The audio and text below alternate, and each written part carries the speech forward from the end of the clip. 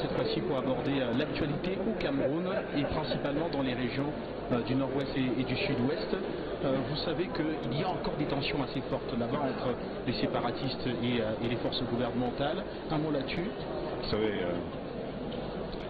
le problème du Cameroun me tient au fond, à cœur. Et je me lève chaque matin avec la question, que faire? Je dors le soir avec la même question. Ce n'est pas un problème anglophone, francophone. Ce n'est pas un problème même de tribu, comme certaines personnes aimeraient le faire aujourd'hui. Mais le Cameroun a des problèmes pour lesquels il faut trouver des solutions. Il faut qu'on cherche à résoudre nos problèmes et cette année, parce que les gens sont en train de prendre position et de durcir, n'est-ce pas, leur position. Et si ça va au-delà, à mon avis, de cette année, on risque d'arriver à un point où on ne pourra plus trouver des solutions simples. Ça va aggraver toute la situation. Le problème anglophone, puisqu'il faut, ou la crise anglophone, puisqu'on a cette tendance à l'appeler comme ça, mérite l'attention qu'elle n'a pas eue au premier degré du chef de l'État. Le président ne s'est pas prononcé sur ce problème. Il y a eu des remarques par-ci par-là. Mais on ne voit pas le président de la République comme le meneur de ce jeu. Mais récemment, dans son discours, il a tendu la main aux jeunes, à ces jeunes séparatistes, et leur a demandé de déposer les armes et de réintégrer l'ordre républicain. Est-ce que de votre point de vue, cela n'est pas suffisant? Vous savez, si le président Biya avait pris en main ce problème, on n'allait pas s'attarder à des petites déclarations par-ci par-là. Résoudre un problème de cette gravité mérite l'attention. Je dis, on ne voit pas le président comme le meneur de jeu. Ce n'est pas les petites déclarations par-ci par-là.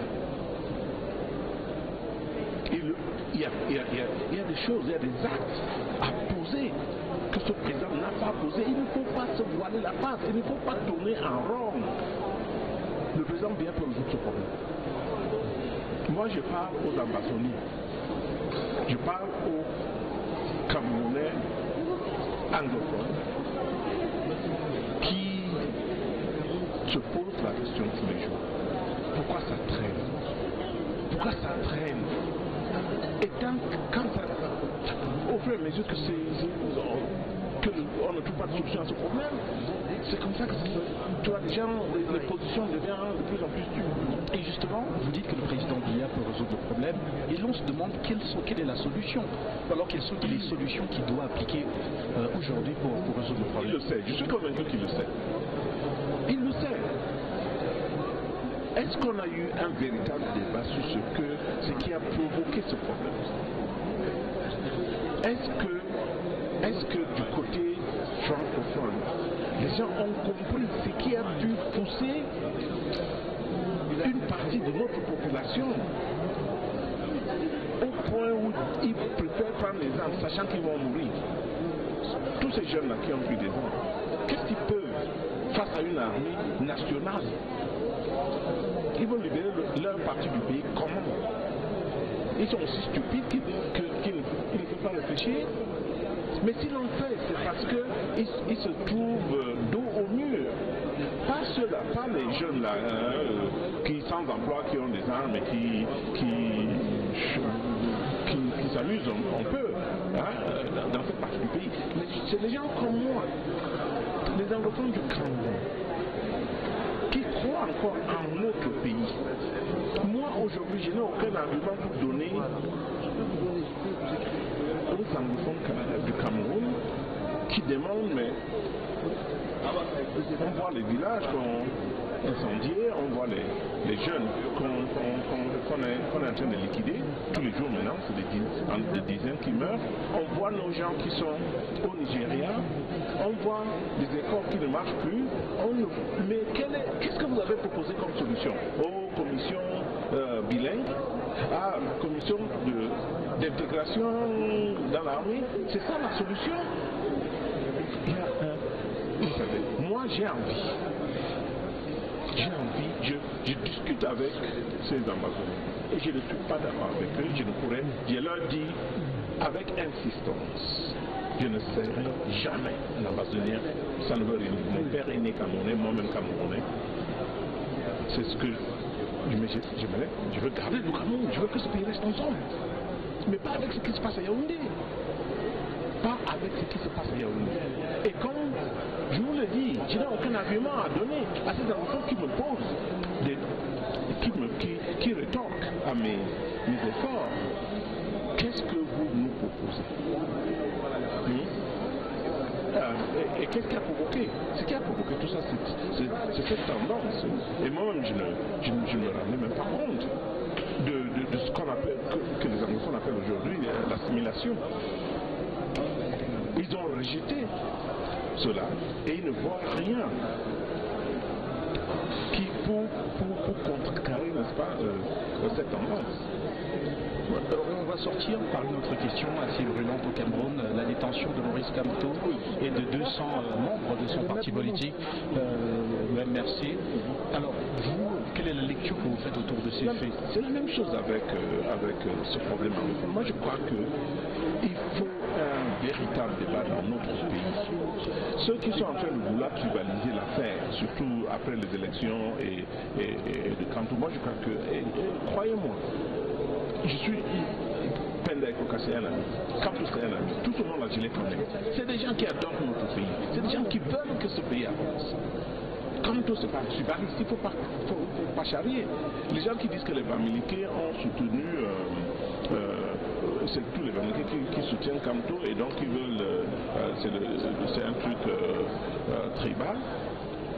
Laissez-moi vous dire que en 90, quand Fungi a émergé, avant lui, ou avant même l'existence du SDF comme parti, il existait déjà des partis dirigés par les Bamileke, comme Ameni Bielo et les autres. Ils avaient déjà leur parti. Est-ce qu'on a vu les Bamileke aller vers Ameni Bielo et les autres? Non, ils ont soutenu Fungi. Avant, dans les années 50, quand Oumyobé a émergé, il y avait des nationalistes Bamileke comme les Kemajou et les autres. Est-ce qu'on a vu les Bamileke les soutenir? Les Bamileke ont soutenu plutôt les Moumi et les Oumyobé. Les Bamileke. Avec la situation de Fungi, c'était pareil. Alors aujourd'hui, c'est quand ils ont vu Kamto comme quelqu'un qui est capable de porter le changement. Et c'est ça que ces Bamileke soutiennent. Mais c'est le cas de tout le monde. C'est le cas de tout le monde. Moi, j'ai vu le programme de Kamto, j'étais impressionné en tant que Camerounais. J'aurais voulu même que le président le prenne, s'il voulait, M. Biya le prenne. Donc, moi je crois que c'est question de notre pays, que nous aimons tous. Personne n'aime ce pays plus que quiconque, nous les Camerounais. Et la question est de savoir quelle est la meilleure solution à nos problèmes. Et moi je crois qu'on doit s'asseoir. Libérons Kamto, libérons tous ces jeunes à qui je parle souvent, qui sont en prison à Kondengue, ils m'appellent. Je les connais, je connais bien leur situation. Libérons tout ce monde-là. Et mettons-nous ensemble pour voir comment soutenir même le président Biya pendant ce mandat. On peut amener Kamto et les autres à le soutenir, mais qu'en contrepartie, qu'ils aient quelque chose aussi pour montrer à leurs sympathisants. Donc le problème du Cameroun, c'est quoi? C'est que certaines personnes croient que le pouvoir leur appartient. C'est le cas. Je peux donner des noms. Moi, je n'ai pas peur de donner les noms. Mais je ne le ferai pas ici parce que je ne veux pas que Afrique Média endosse la responsabilité. Mais il y a des gens qui croient que le pouvoir leur appartient au Cameroun. Ils rêvent, ce pouvoir n'appartient qu'aux Camerounais. Et tôt ou tard, ceux qui ont capturé ce pouvoir, ils verront. Ça ne peut pas durer. Ils sont en fait en train de travailler contre les intérêts du pays. Non, il faut qu'on se récivilise. Hein. Je sais que je ne suis pas d'accord avec ceux qui ont cassé l'ambassade du Cameroun à Paris. À Paris, non, pas du tout. Pas du tout. Ça ne doit pas se faire. Il faut que la justice, il faut absolument régler ce problème sur le plan judiciaire. Et je suis convaincu que ce n'est pas ce que Kanto voulait non plus. Ce n'est pas ce que Kanto a demandé non plus. Et aussi, Kanto parle d'une élection volée ou une élection, quel est le mot qu'on utilise? Hold-up électoral. Oui, le hold-up. L'expression qui est utilisée par les partisans. Oui. Si moi je suis face à Kanto aujourd'hui, je lui dis mon frère, ça arrive partout dans le pays. On a vu le hold-up électoral aux États-Unis avec George Bush et Al Gore. À un moment donné, tu dois être en mesure de dire ok, qu'est-ce qu'on fait pour aider ce pays à avancer? Donc Kanto devait arriver au point où ok, il y a eu beaucoup de problèmes, comment résoudre ces problèmes? Et si en face de lui, il y a des gens sérieux, mais c'est ça aussi le problème. Est-ce qu'il y a des gens sérieux en face de lui? Est-ce que, moi je me demande si le président Biya gère encore ce pouvoir. Ou c'est entre les mains des autres? Mais si en face de Kanto il y a des gens aussi sérieux, moi je crois que, et pour le moment c'est le président Biya en tout cas, c'est lui qui gouverne ce pays, je crois que le président devrait appeler les Kanto, les Fundi et tout ce monde-là pour essayer de revoir ce pays. Et quel sera donc pour le président? Qu'est-ce qu'il va laisser comme héritage? Il doit se poser cette question. Et c'est pas comme on est en train de partir là que le président Biya va entrer dans l'histoire comme quelqu'un il a fait quoi pour le Cameroun? Il a sauvé le pays. C'est un pays qui est en train de descendre en enfer en ce moment. Donc pour le président, ceux qui aiment le président et qui aiment le pays doivent se dire réglons le problème aujourd'hui. Réglons le problème anglophone. Il y a un véritable problème anglophone qu'on veuille ou pas. Réglons le problème de gestion politique du pays. Ce problème existe aussi. Soyons honnêtes avec nous-mêmes. Dans les Ngongo, en dehors des postes de ministre d'État, ministre je ne sais pas quoi, qui se disent que la meilleure façon d'aider le président Biya aujourd'hui, c'est de régler ces problèmes-là. Le Cameroun, regarde, ici, on parle du Cameroun, les gens, un pays qui est riche en ressources humaines et tout ça, riche en ceci et riche en cela, mais qu'est-ce qui se passe chez vous? Tout le monde pose la question, qu'est-ce qui se passe chez vous? Le Cameroun n'est pas bien, mon cher. Le Cameroun n'est pas bien. Il faut qu'on trouve une solution à ce problème du pays. Et nous pouvons le faire. C'est ça qui m'encourage. Nous pouvons le faire. Mais nous ne voyons pas le... Alors justement, comment le faire? On a suivi le monde entier, je vais dire la communauté internationale, choquée par la sortie du ministre camerounais de la Justice, du ministre délégué auprès du ministre camerounais de la Justice, Jean de Dieu Momo. Quel est, de votre point de vue, l'élan dans lequel on doit se projeter aujourd'hui pour résoudre ce problème? Oh, regardez, le maître Momo, quelqu'un pour qui j'ai du respect quand même, malgré ce qu'on dit. Moi j'ai vraiment aimé ses prises de position à un moment donné. Mais je crois qu'il était encore un peu trop excité, très content d'être ministre et tout ça, et il s'est laissé aller un peu. Il y a des gens qui exigent qu'on enlève du gouvernement. Non, il ne faut pas. Laissons-le. Maintenant, je crois qu'il a appris ses leçons.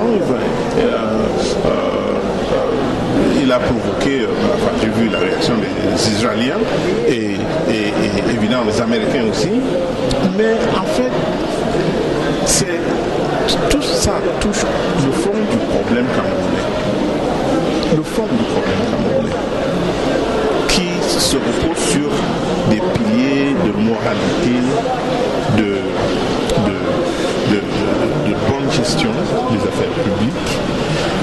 gouvernance en général. Les problèmes se trouvent à ce niveau-là. Regardez, on a eu la CAN. On a raté l'organisation de la CAN. Qu'est-ce qui s'est passé après? Qu'est-ce qui s'est passé après? Est-ce que les gens se sont posé des questions? Est-ce que l'État a pris des dispositions soit pour mieux comprendre ce qui s'est passé et donc pour nous aider à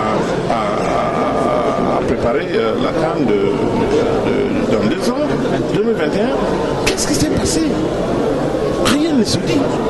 Donc on ne sait pas si le pays sera demain en mesure d'accueillir l'Afrique au Cameroun ou pas.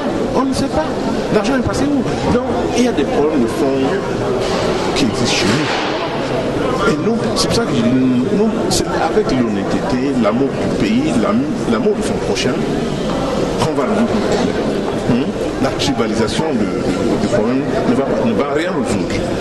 Le problème anglophone, ce n'est pas de condamner les anglophones, tuer les jeunes, incendier les villages, qu'on va résoudre le problème. Non, pas du tout.